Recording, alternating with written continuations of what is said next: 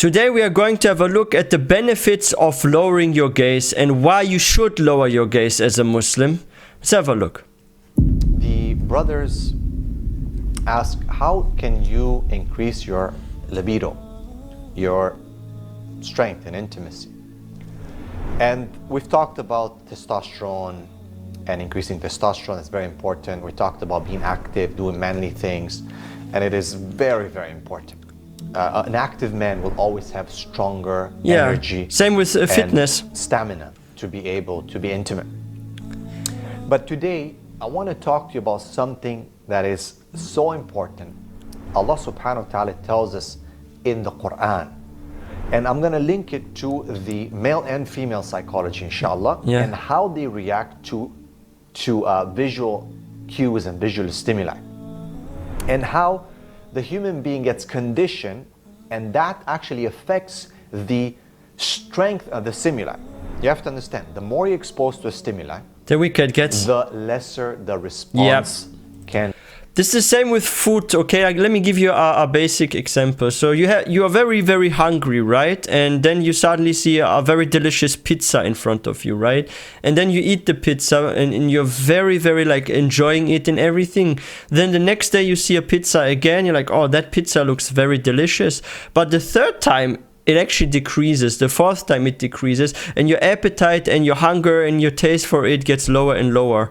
This is the same with driving a roller coaster. The first ride, if you go to a theme park, right, and you drive a roller coaster, the amusement park, the first ride is very exciting. The second ride is still okay, but the third ride becomes a bit boring, right? So the more you get something over and over again, the less actually fun or interesting it becomes. And this is the same visually, right? Like if you see something that's beautiful and you see it all the time, like maybe you see this purple flower that's growing in front of your door when you walk out the house and you want to take a walk or go shopping, and then you see this flower, and it's like a beautiful purple flower that's in front of your door that's growing at the grass, right? The first time you see it, it's very beautiful. The second time is beautiful, but the third time it also is like, it's that flower again, basically, right? The lesser the response can become. If you're basically conditioned, okay? You get what's called acclimatized or customized to the stimuli. So, for example, you have a certain amount of certain food that first time you taste it, like, wow, it's so good. Oh, that's my example. The more you eat it, you keep eating it, your taste buds get used to it. It's not the way it was the first time, right? It's just not the way it is. But if you abstain from that food, or if you not always about that type of food, every time you taste it, it's gonna taste good. So it's not like everything all the time. Yeah. Right? So let's understand that within intimacy. Allah subhanahu wa ta'ala tells it in Surah Nur, chapter Nur, the light, verse 30. قُلْ لِلْمُؤْمِنِينَ, say to the believers, يَغُضُّ مِنْ أَبْصَارِهِمْ وَيَحْفَظُ فُرُوجَهُم, let them lower their gaze and protect their chastity. And the next verse, 31, وَقُلْ لِلْمُؤْمِنَاتِ, the same thing, tell the believing women. Yes. So yes, even women, they do look at men. Of course. And men are mentioned first because it is more common with them. Even the order of ayat, the mufassirin, they look at it and... I actually have a proof for the women example. Like, how often do you hear this maybe you have experienced it yourself or you heard it from others, where women are complaining at their men for not having enough muscles and that they should hit the gym and this and that. Guess where this originates from? This originates from a woman having looked at a man before that was maybe shirtless. It could have been maybe on Fitnagram, right? Or TikTok or somewhere, right? It was somewhere and the women saw a very trained man, saw his shape, right? And then when she sees the husband, he has like a bit of a belly, or he doesn't have like the model shape, like the male model shape or something, then she's like, you should hit the gym. Or same with like singers. Like if you even like turn on the TV and there's suddenly a show or advertisement and you see like a celebrity or actor or singer, they're often like also shown with their shape and stuff. And then like if women don't lower their gaze and they look at such images, it can also lead to her not finding her husband attractive anymore, criticizing him that he should hit the gym often and stuff. And that's why I'm always saying to brothers, but I'm also advising this to sisters, keep yourself in shape for your spouse. Like, do at least like minor workout, like maybe like twice a week at home. Do some, maybe like women can do like squats or something, like a few sit-ups or something, right? Like the guys can maybe buy some at least medium weights, right? They don't need to be the heaviest ones. Do a few lift-ups, do some push-ups, some sit-ups, like do some basic training so you at least look a bit athletic. Yeah, you don't need to become Mr. or Miss Universe or look like Arnold Schwarzenegger, right? But have at least like a bit of muscle and a bit of shape for women, because then your spouse will be very happy as well. And this will help the partner also to lower their gaze, because if they have something good looking at home, why do they need to look elsewhere, right? Like it becomes easier for sure. So yes, even women, they do look at men. And men are mentioned first because it is more common with them. Even the order of ayat, the mufassirin, they look at it and they give importance to it. The word usage, word order within an ayah, different ayat and which one comes first. For example, when it talks about the sarika or stealing, all these are important. So men do check out women more than women check out men, but yeah, because the hormones women also do it. That's why Allah specifically singled out men and then women right after with the same thing. Yeah. Lower your gaze, protect your chastity. But how can this lowering the gaze protect the chastity? And because the stimuli. Allah subhanahu wa ta'ala says, وَيَحْفَظُوا فُرُوجَهُمْ. And they protect their furuj is actually the private parts. Yes. If you think about it, subhanallah, of course it means chastity. But lowering the gaze that's how it can starts. be a protection for your furuj, so that it can work properly, so it can be in the natural way, in the natural sense, in the fitra way. One of the greatest problems with issues of intimacy today, comparisons, and the psychological impact of overstimulation, hypersexualized society. Everywhere you turn, you see something to do with sex. Oh, this is so bad. Like here in Germany, let me tell you guys something. And this is something like that's sometimes bothering me, especially like if I go to shopping centers. So there are like a lot of stores that are also selling like astaghfirullah, underwear for people, right? And you see men and women sometimes, like there are also small kids wearing, they are like shown with like as underwear models, right? And you don't even look there intentionally, like you can lower your gaze, no problem, but then you look to the right because you want to see what sort of store is this, and you quickly get a view on something you're not supposed to look at. And then if you turn your head but you look to the left, you see the same thing, right? Or like the other day, this was so annoying. I was the other day at the train station, right? And it's like kind of like, it was like warm weather, right? And people are wearing little clothing, right? And each time I see a woman that's wearing like a mini skirt or something, or she doesn't have like, or she shows her belly, like I turn my head. But the problem is then there's another person dressed the same, and if I look at the ground, I sometimes see like a magazine or some torn page of something, and there's even a fitna on it. And if I look up, then okay, I see nothing, but maybe not only will people look at me strange, like why is this guy looking like this, but maybe I walk into some object or something. So this is the problem. Like if you look at the ground or the top, you maybe hit something while walking, right? But if you look to the right, you see something and you try to escape it. By looking to the left, you see something else. So you can't walk with constantly looking on the ground, or like this, you even get like neck pain, right?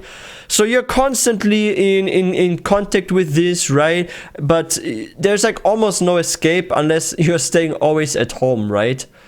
The best solution is try as best as you can to lower your gaze. If you do look to the right, you see fitna. Try to look at the left. Sometimes at the left there is nothing. But if there's still something, then try to look like this, or try to move from this place as fast as you can. If you go out to do your business, do it quickly and return to an environment where there are not so many people, for example, or where there's like more of your own gender, right? Like there are ways to avoid this partially, right? But to completely avoid this, especially in the West, is very tough. I have to agree here.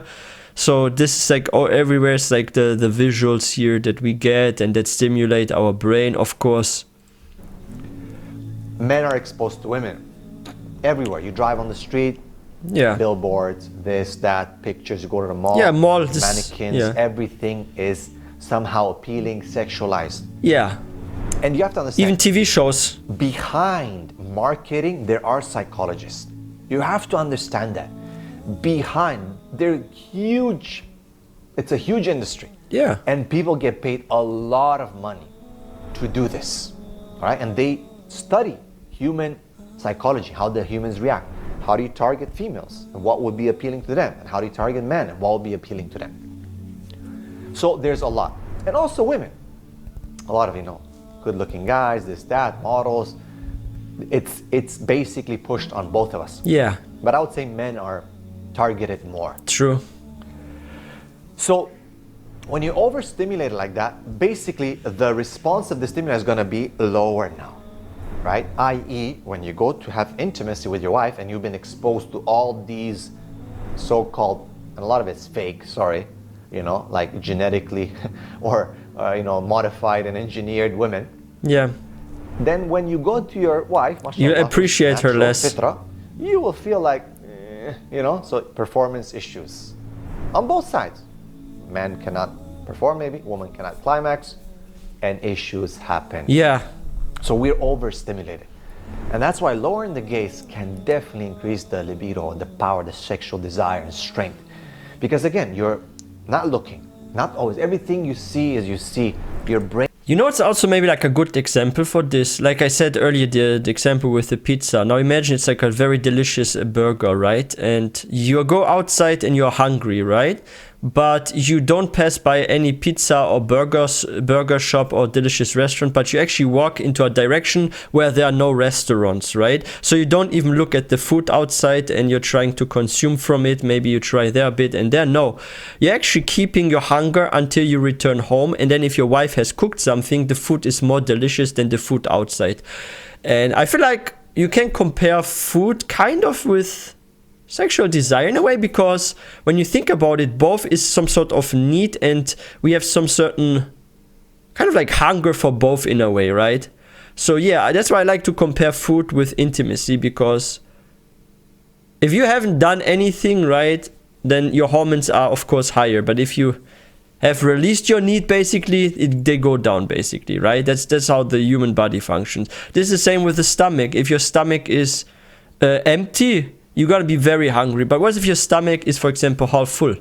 Then you can't eat as well, right? That much, right? This is the same with the hormones. If you're like a charged up individual with hormones and you don't release them by overstimulating, you're going to release them with your spouse basically at home, right? So yeah, this is so true. You're not looking, not always. Everything you see is you see. Your brain is affected. You have to understand, your brain is one of the most important components of your sexual reproductive system. What? Yeah. Yes. Okay. It starts in the mind. Yes. Right. The desire, the thoughts, the eyes, and that's what the Prophet said, that the eyes are the avenue to the heart, to the, to the person's soul. So when you always go on, you're seeing. The women see men, good-looking men, this, that. They're going pictures, movies, media, TikTok, Instagram. Oh yeah. Men, the same thing. And then they go to their just natural person next to them, their spouse. The stimuli is not going to be as powerful. So the desire, even, people avoid intimacy because they don't have desire for each other anymore. But they have desire to check things out. And by the way, a lot of these people that are, have millions of followers and they're very popular on social media, actors, and these are exceptions. Not everyone looks like that. They're an exception, right? Now, I'm not saying they shouldn't look good and you shouldn't take care of yourself, but they are exceptions. So, not also to and they're untouchable for most people. Your brain reacts differently to a 2D mechanism, a 2D device, as opposed to a person who is 3D. There's so many studies that show that how the brain reacts, specifically when it comes to sex. For example, watching porn, which is 2D on a screen, and how people get conditioned and how it affects their libido, their strength, and their desire for their spouse, or the lack of it, and how you react to just a normal human being, 3D. The brain reacts differently. So when you've been conditioning and, just really, really overstimulating your brain, your heart, your mind, your system with that, and what you see, images only, it also feels less special. Intimacy. Like, it also makes it feel less special if you do something this is why some people are also saying that if people commit a lot of zina, okay, and that's something very dangerous, may Allah protect us from this, I mean, that if someone has done like a lot of zina and they get like married, for example, like especially the spouse, if they know you have done such in the past, they often fear that they are not special to you and that you have been in the past overstimulated, that now you're just one of many people or something, right? And some people, they tend to like, yeah, not only like, some maybe even do comparisons, maybe they still remember, oh, this person was like this is like that. Like, but people, they tend to feel like less special, right? Like if someone had like many partners before, for example. This is also a psychological factor here, right? So if someone is like too open-minded, sometimes it can also affect their appreciation for their partner. Like you should look at your partner and you should be like, wow, you're so amazing, you're so beautiful. But if you look at your partner and you're like, ugh, I saw better outside. Like, you're gonna have problems with your marriage even, you know? Like, if you look at your spouse and you don't find them attractive because you always look at people that you think look better, then you run from one person to another. And guess what? If you leave your partner for a more good-looking person just because of looks, you end up leaving this new person in the future as well because you find somebody else that looks great. Or what if your partner gets older, right? Then you look for someone that's like younger and has the perfect shape that maybe your spouse had in the past, right? And you're going to replace always your partner and you're not going to be happy. Like, we need to be happy with what we have and appreciate it and not look elsewhere for something better.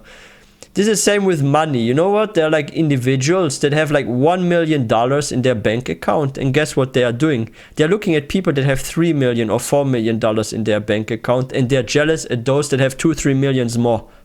Like, why? You already have 1 million in your account. Be happy. You're more rich than most of the people. Why do you need to have 3 or 4 million?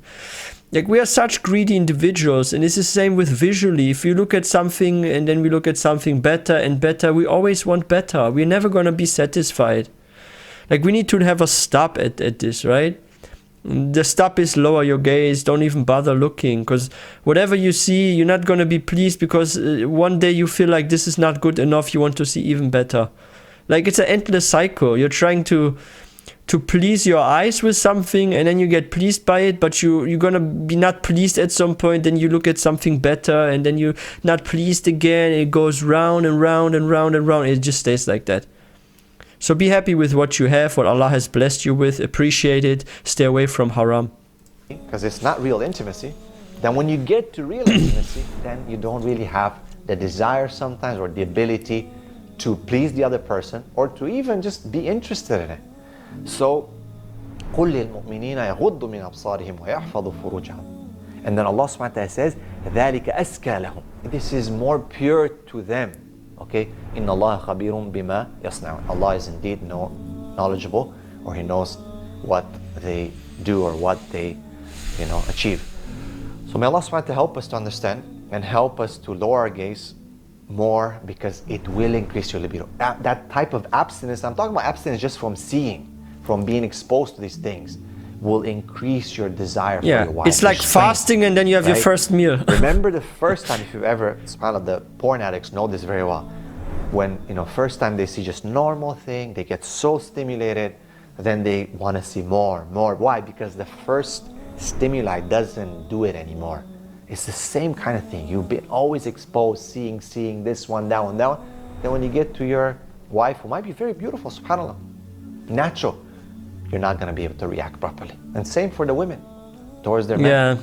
May Allah subhanahu wa ta'ala help us to understand. Inshallah, barakallahu feekum. Ameen. Wafiq barakallah. Yo, that is so true. And the other problem is, if you look at others, you start to compare your spouse with others. And let me tell you guys a very, very funny story of a friend of mine that I want to actually add to lowering your gaze.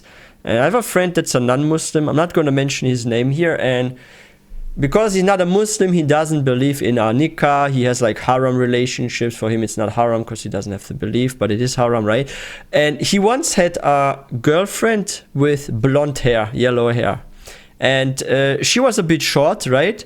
And he always praised her, like, oh, I have such a beautiful new girlfriend. She's so amazing. I love that she has blonde hair, this and that. And he kept like praising her all the time. After 1 year, he came back to me. And he said, I actually broke up with my girlfriend and I have a new girlfriend. She's so beautiful. She's tall. She's not short. She's now tall. She has brown hair. She's not a blonde girl. She has brown eyes. And I love women with brown hair that are tall and brown eyes. This is so romantic. She's part Italian or something. Like, he was suddenly praising something else. And you know what's funny? Then, I think, was it 2 years later? He broke up again, and then he was again with a shorter woman that had black hair or something. So I'm like, what is up with that guy? He's like not pleased with one type of look, and it's changing constantly. And I was just thinking, like, why is this guy like that? Like, why does he like 1 year this, 1 year that, and then this? And I was thinking of this could also have to do with lowering your gaze. Like, maybe if he always looks at other women because he doesn't lower his gaze, his taste changes at some point because he gets bored. It's just like the guy that always eats pizza. If you had like your third or fourth pizza in one single week, it doesn't taste anymore.